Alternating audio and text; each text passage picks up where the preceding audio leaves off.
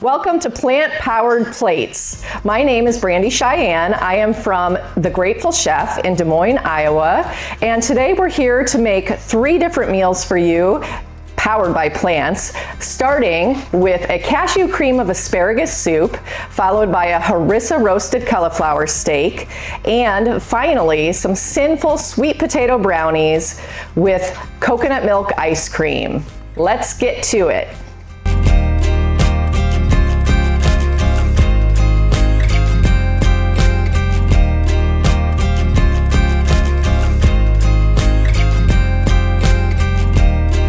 Okay, today we're going to start with our cashew cream of asparagus and spring onion soup. So first we'll go through our ingredients that we're going to use to make this soup. We've got our russet potato. It's 1 russet potato that we're going to peel and dice. We've already done that here in the bowl. And then we have one bunch of asparagus. I've also already chopped that, but I'll tell you with the asparagus, there is this woody part on the end. Usually if you buy it in the grocery store, it's around the point where the rubber band is. So we're just gonna go ahead and chop that part off and discard that. And then we'll use the rest of it and we'll chop it up just like we've done right here. Our next ingredient that's in this soup is leeks. There's a couple different ways you can find leeks in the grocery store. You might find them where they're really young and skinny ones like this. If you find them where they're fatter, you'll use 1 large leek, or today we're using 4 just because these are the skinnier ones. So we've already prepped that as well. And how we do that is we just take our ends off of the leeks. I just usually line them up on my cutting board like this and get rid of that part. And then we also, you can see on the leek where it starts to get kind of woody up towards the top. That's the point where I cut that part off right there and we discard this part. We won't use that. So now we've got our leeks like this. I like to slice them down the middle first and then chop them like this. And then as you can see right here, I've already got them done. What I did with these leeks was I put the chopped leeks into a bowl. Leeks are grown in sandy soil, so it's really nice to put them in a bowl with water and wash them off real well first. So these are some washed and drained leeks. We're gonna use those. Another component to our cashew cream of asparagus soup that makes it creamy is our soaked raw cashews. So in this bowl, I have 3/4 of a cup of raw cashews that are just soaked in water. That's all you have to do.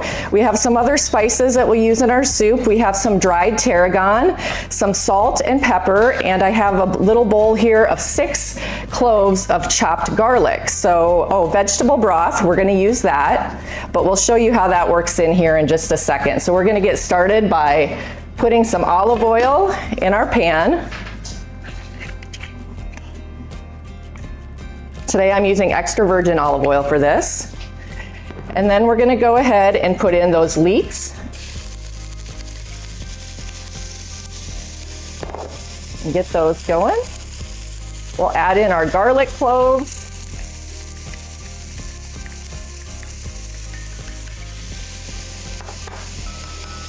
We'll add in a pinch of the dried tarragon. That's going to give it a really nice flavor. We're going to do our peeled and diced potato. This is about 1 russet potato that's been peeled and diced. And we're just gonna start stirring that in our pan. At this point in the process, I also like to add in some salt and pepper, so we'll go ahead and do that right now.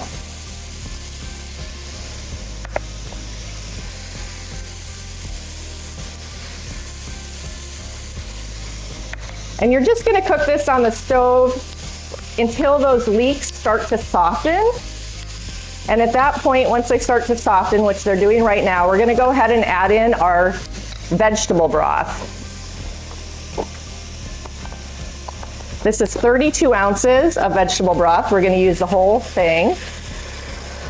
We're just gonna pour that over, and that's gonna be what cooks those potatoes in the soup.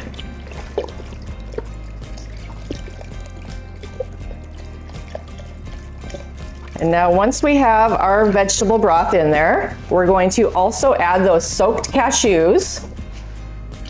And you can just add in the water that was soaked in with them. And we're also going to add in the tahini. Tahini is a sesame seed paste. It just adds a nice creaminess to the soup, and it also adds a nice rich flavor to the soup when it's finished.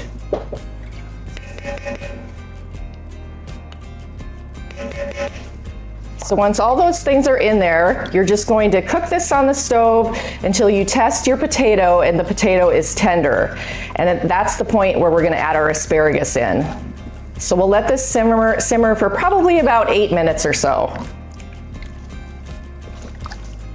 So we'll let that go and we'll be right back.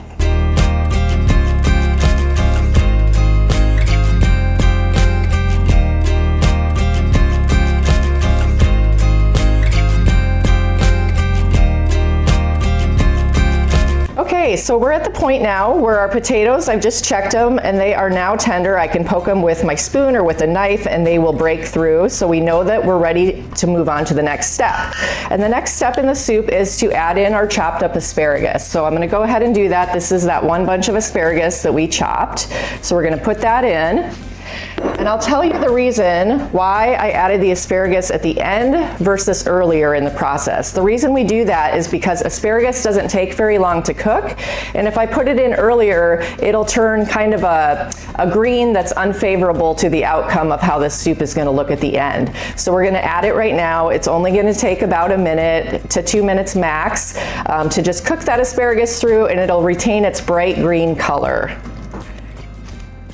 I have a special fondness for asparagus soup because I am from Iowa, and in Iowa we actually have asparagus that grows in the ditches there. I grew up on a farm in Iowa, and it's something that I have a special memory of with my dad going out when I was little to go, we called it asparagus hunting, where we would have these certain ditches we knew where we could find a great patch of asparagus. So every spring we would be out looking for asparagus, whether we would turn it into a soup or just cook it and put some milk and butter on it. It has a special memory from my childhood, so it's that time of year. That's why we're going to make it for you now. All right, so I think this is at the point now where that asparagus looks like it's cooked through. So what I'm going to do is I have a blender over here. I'm going to grab the blender bowl and my ladle, and we're just going to go ahead and put this into the blender.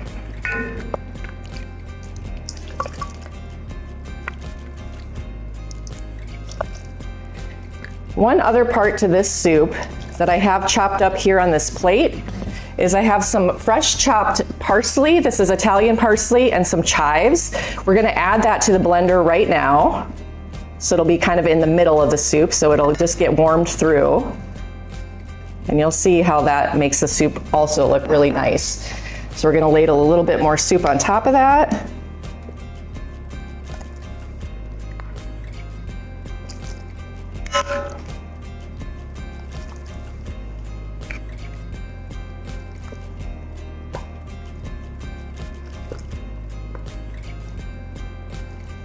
Okay, so we're going to bring this over here and we're going to turn this on.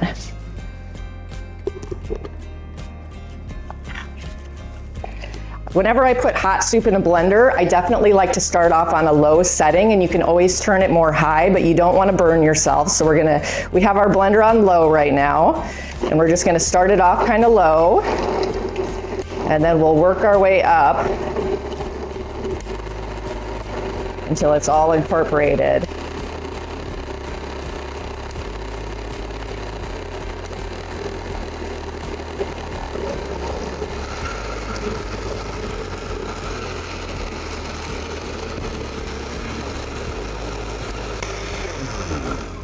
All right, that looks great. We'll take that lid off.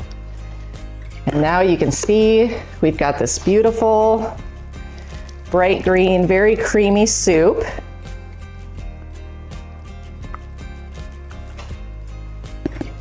And now we're going to finish it. One of the things that makes it taste really nice is if you finish it with a little bit of fresh lemon.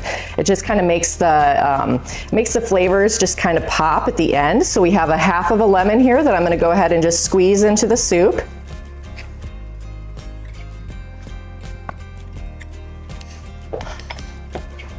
We'll stir that in. And then we're going to go ahead and ladle it into our bowl.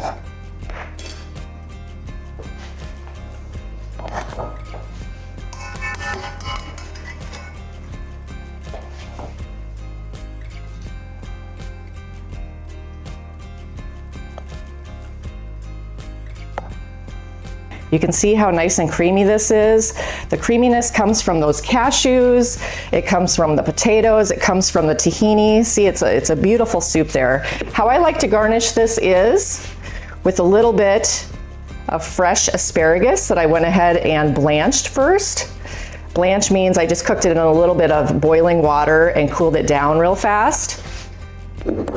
And then we're gonna do a little drizzle of some extra virgin olive oil over the top.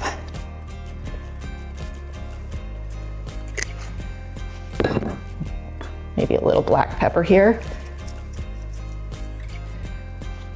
So there you have it, cashew cream of asparagus soup. We'll be back in a minute with some harissa-roasted cauliflower steaks.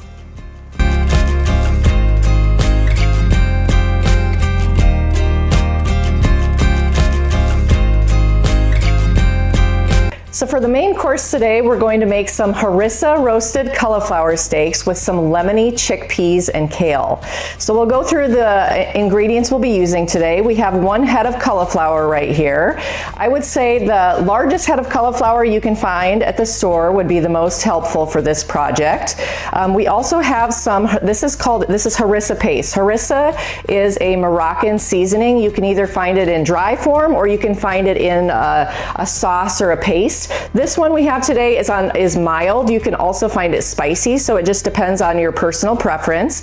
So in my bowl right here, we have some of that harissa sauce, and in with it, I have some pure maple syrup, and you'll see why that's important here in just a little bit. But we'll start with our head of cauliflower. So to get the steaks out of the cauliflower, you want the center of the cauliflower to be your steak. So today we're just gonna shave off the outside. So we'll have that. This is gonna be one of our steaks right here. And then we're gonna get another one out of it. And one thing I'll point out when I did this was the head of cauliflower, I made sure to leave that little end on there. That's gonna help your steaks to hold together. If I had trimmed that off ahead of time, it would have just all been loose cauliflower, but now we have some nice steaks there. And with this end stuff, we're not gonna let that go to waste. We're actually gonna use that today as well. So I'm gonna go ahead and start right now with that stuff that was on the end, the cauliflower, and do a rough chop on that. And we're gonna put that over here in a little saucepan, and we're gonna make some cauliflower mash with that part. So we're just gonna add that to our saucepan right here.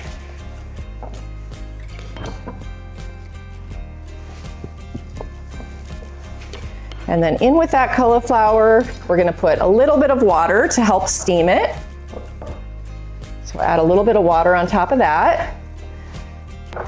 And then I've got some garlic. We'll put some garlic in there with it for some flavor. And we're gonna shake a little salt and a little pepper. And then we're just gonna bring that to a simmer while we work on our cauliflower steaks. So we'll let that go. And now we have our 2 steaks. So here on the stove, I have a pan that I put olive oil in, so I got that nice and hot. Now I'm gonna go ahead and just place those cauliflower steaks directly in the pan. And what we're trying to do is we're just gonna get a nice sear on both sides.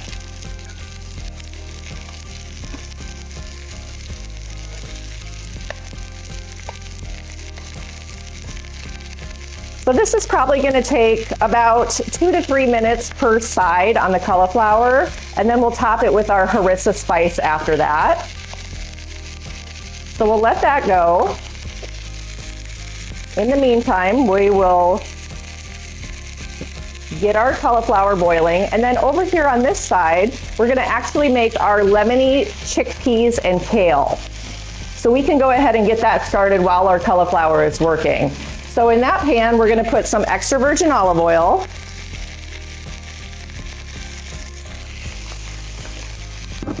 And today I already have some chopped up kale. This is a curly kale, but you could buy it by the bunch and chop it up yourself. They also sell it pre-chopped in the grocery store, chopped and washed. So we're gonna go ahead and just put that kale right in the olive oil.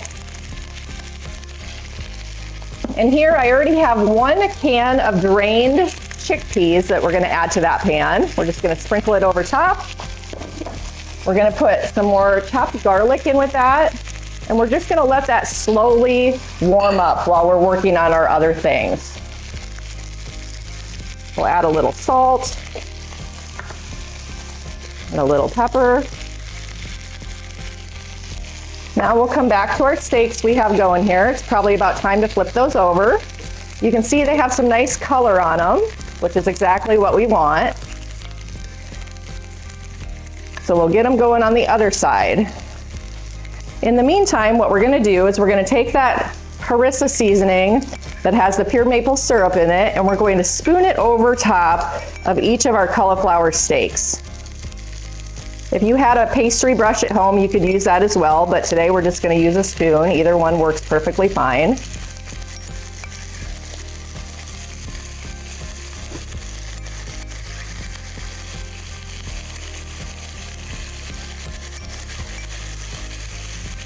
Okay, and now we are going to take this pan and we're gonna transfer it to our oven. I have a preheated 425-degree oven that we're gonna put this pan into, and that's going to cook the cauliflower steaks all the way through.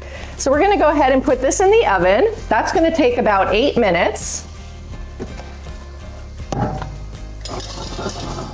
So we're gonna put that in and we'll be back when it's done.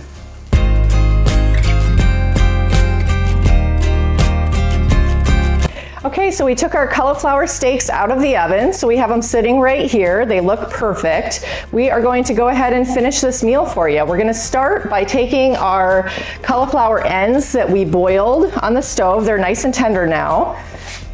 And we're gonna put it into a food processor to get a nice smooth consistency.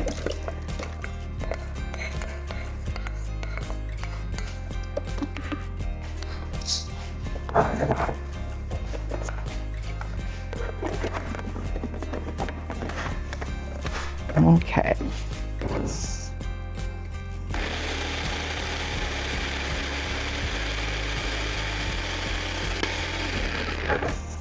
All right. So now we've got our cauliflower puree. We're going to go ahead and put our plate together.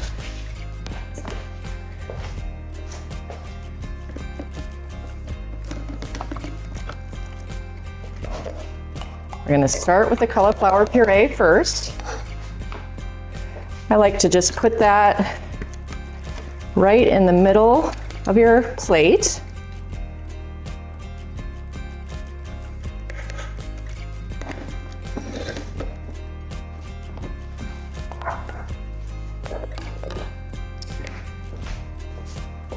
And if you want to make it look extra pretty, you can do a nice little swirl design there. And then we're going to go ahead and set our cauliflower steak right on that.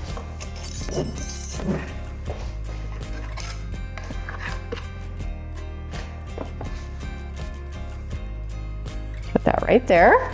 And then now we're going to finish real quickly. We're going to finish our lemony chickpeas and kale simply by taking a lemon. We're going to cut it in half. And we're gonna squeeze it into our wilted kale and chickpeas over here on the stove. It's gonna add a really nice, fresh flavor to that.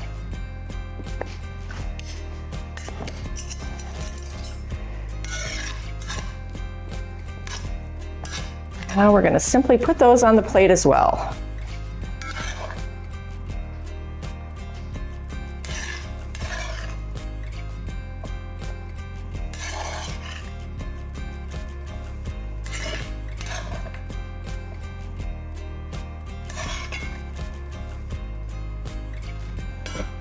Okay, I like to garnish my meal with a little bit of extra virgin olive oil. You can never have too much of that.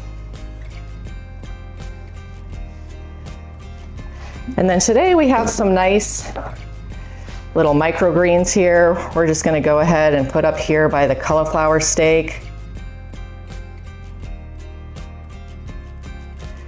And you're sure to wow your guests with this. If they've never had a cauliflower steak, I think they're going to be very in love with this plant-based vegan meal. So I think your guests are going to love this harissa-roasted cauliflower steaks meal. And next up, we're going to make some sweet potato brownies with coconut ice cream.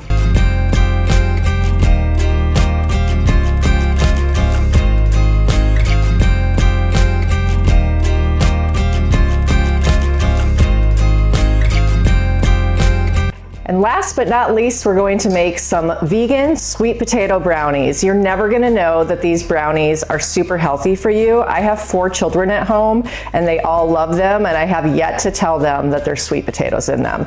So we'll go ahead and show you what our ingredients are. We have 2 sweet potatoes here today. These sweet potatoes are a little bit on the smaller side. If you had 1 large sweet potato, that would probably work. We went ahead and did this already, but what you're going to do is you're going to peel the sweet potato, dice it up, put it in a pot with some water on it. You're going to boil it until it's tender, drain it, and then you're going to mash the sweet potato. So here in this bowl, we already have our 1 cup of mashed sweet potato. That's the star. That's what makes these sweet potato brownies super moist. So we're going to go ahead and put that in our bowl. 1 cup of mashed sweet potatoes. And then to that, we're going to add some almond butter. We're using a creamy almond butter, and this is a 1/2 cup of almond butter.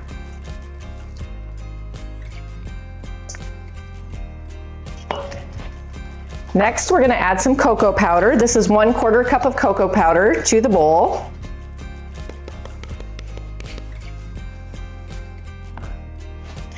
We've got a 1/2 teaspoon of baking soda. We'll put that in there. We've got a 1/4 cup of pure maple syrup. So like I said, if you do have kiddos at home or you just like eating healthy, this is a perfect dessert recipe because it's got all of the good stuff in it without any of the overly processed ingredients. And then we have some vegan chocolate chips. These are a dark vegan chocolate chip. We're gonna go ahead and put those in next, and then we're simply gonna stir it all together.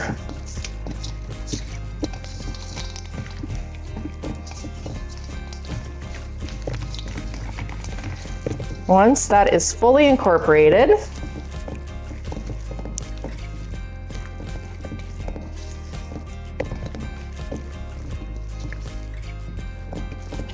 then we're going to spoon our brownie batter into an 8 by 8 inch baking dish, which I have right here.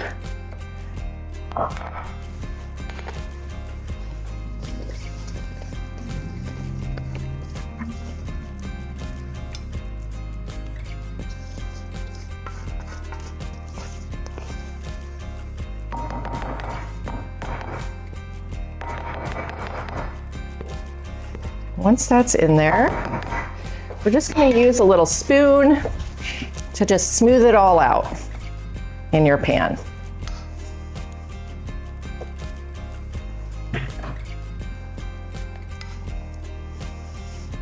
Once you have it smooth, we are going to top it with some extra vegan chocolate chips. Just scatter those over the top, as many as you'd like. And then I have some raw pecans here that I'm just gonna go ahead and crush with my hands, and I'm just gonna sprinkle those pieces over the top as well.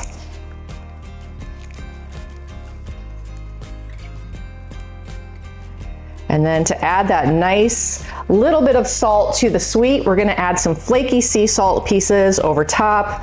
And then these are going to go into a preheated 350-degree oven for 25 to 30 minutes. That's it. We'll go ahead and put them in the oven now, and we'll be right back.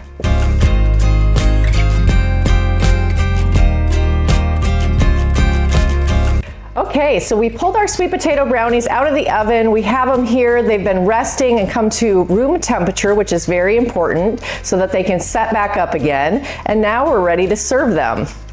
So we've got our plate here. I'm gonna get in here with a little spatula. The sweet potato in this brownie helps to make it super moist. Like I said, this is a favorite in my family. I like to serve this with a dairy-free vegan coconut milk ice cream, which is what we have right here today.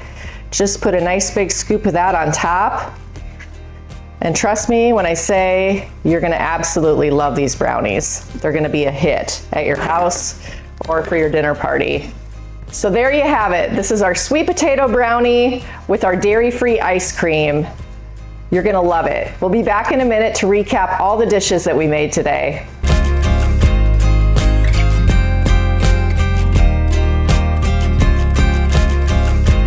So we're back. Let's recap what we made today. We started off with a cashew cream of asparagus and spring onion soup, and then we moved into a harissa cauliflower steak with some cauliflower mash and some lemony chickpeas and kale. Finally, we made some delicious sweet potato brownies with some non-dairy ice cream, which is calling my name, so I'm going to try a bite of that right now. Delicious. If you'd like to follow along with me, you can find me on Instagram at The Grateful Chef. I also have a website, which is www.thegratefulchefdsm.com. I'd also like to thank Middlebrook Farm in Cumming, Iowa, for supplying me with all the vegetables for meals I make like this at my business. I couldn't do it without them. So thanks for following along today with this show, Plant Powered Plates. We hope to see you again soon. My name is Brandy from The Grateful Chef in Des Moines, Iowa. Thank you.